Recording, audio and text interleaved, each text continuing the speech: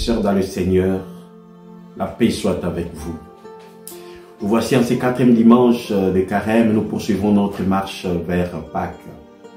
Et ce dimanche est dit dimanche de la joie, l'étaré, en lien avec le premier mot de l'antienne d'ouverture qui nous dit « Réjouis-toi Jérusalem, vous tous qui l'aimez, rassemblez-vous, jubilez de sa joie, vous qui étiez dans la tristesse, alors vous exulterez, vous serez rassasiés des consolations. » En ce dimanche, le Seigneur nous appelle à la fois à contempler cette joie, à contempler sa miséricorde qui guide nos pas.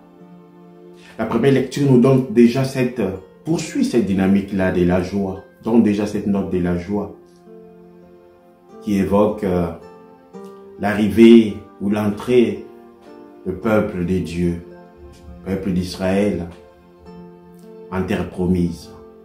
Dieu leur a enlevé les déshonneurs d'Égypte, de l'esclavage, pour entrer en terre promise. La promesse faite à Moïse se réalise à travers le serviteur Josué.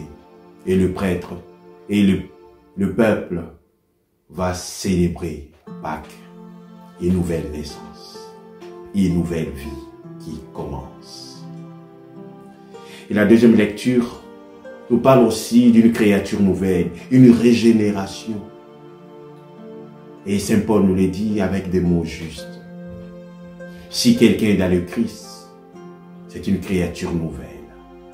C'est dire que quand on est réconcilié avec le Père, avec Dieu, on est uni à lui, c'est une autre vie qui commence, une régénération, une actualité, une nouveauté. Voilà cette dynamique de la joie, cette dynamique de la bonification, de la sanctification, de la glorification jusqu'à Pâques. Et c'est important, frères et sœurs, pour chacun de nous, de vivre cette dimension du mouvement vers la marche, vers la montée, vers quelque chose de beau et de sublime. Et ce Dieu qui nous aime, c'est un Dieu qui nous tend toujours la main. C'est un Père qui nous ouvre toujours les bras. Car il sait que dans notre cœur, il y a à la fois l'ivrée et les bons grains. Parfois, on a l'impression que l'ivrée prend les dessus. Mais dans sa patience, il sait qu'un jour, les bons grains finira par triompher. Et à travers l'épisode de l'enfant prodigue, ou les retours du fils prodigue, ou encore le Père miséricordieux, nous voyons comment à la fois Dieu nous montre cette dimension d'un Père dont le Fils est parti, dont le Fils a tout fait pour aller loin, pour s'écarter du Père, pour éloigner son cœur du Père, mais le cœur du Père était toujours proche de lui. Oui, on dit, ce jeune frère a voulu prendre son héritage. Il veut être indépendant. Quelle indépendance, frère? Il veut aller loin. Il veut aller loin parce que tout simplement, il dit, il est temps pour moi de faire ce que je veux. Il veut être libre. Mais quelle liberté! Et il demande son héritage, le Père le lui donne, avec un cœur déchiré. Mais voilà, il pense toujours à lui. Et il va partir. Il part, on dit, dans un pays lointain. Loin. Il veut s'écarter. Il veut aller loin pour s'écarter du Père. Et la corde du cœur du Père le suit toujours, le poursuit toujours. Et arrivé là-bas, il va dilapider tous ses biens dans les plaisirs, dans le beuverie. Il va tout perdre.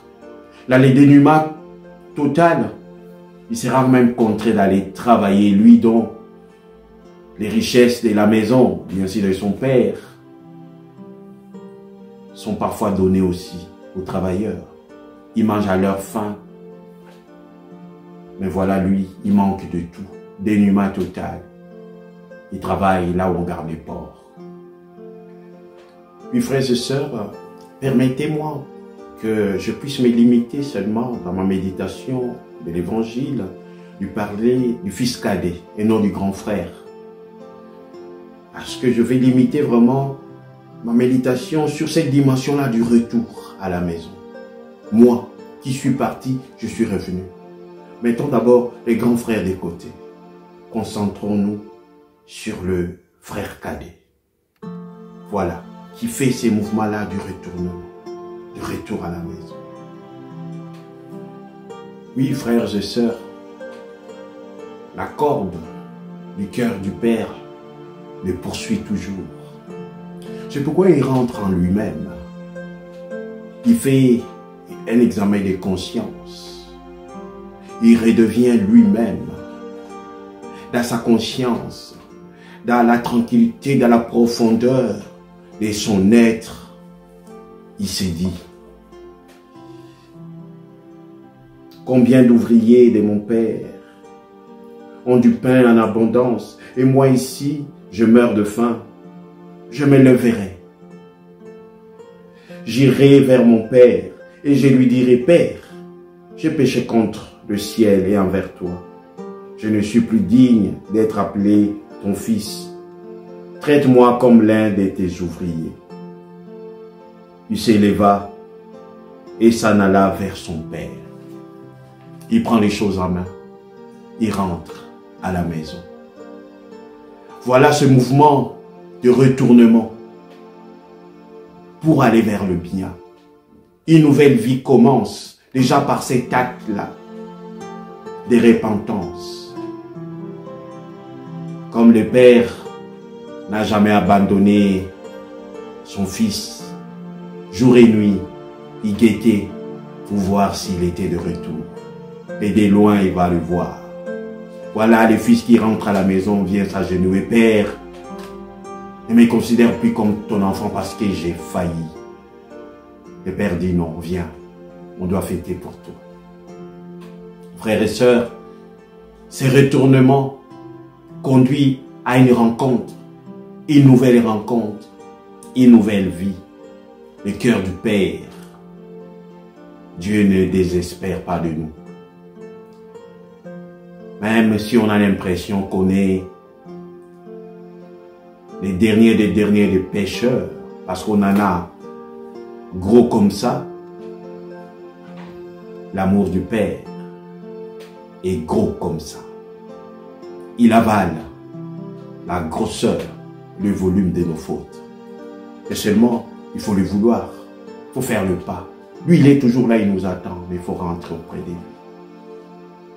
Que le Seigneur nous bénisse tous, pour que nous puissions à travers ce mouvement de retournement pour venir vers lui, d'être réconciliés avec lui, comme nous dit Saint Paul à la deuxième lecture, devenir des créatures nouvelles. C'est alors que nous allons vivre Pâques, avec cette régénération de notre vie. Que le Seigneur nous vienne en aide, que chacun de nous puisse prendre le chemin du retour à la maison. Même si on a l'impression qu'on n'est pas sorti de la maison, peut-être parce que la conscience était tellement émoussée qu'on ne s'est pas rendu compte qu'on était déjà dehors. Alors rentrons tout simplement à la maison. Au nom du Père et du Fils et du Saint-Esprit. Amen.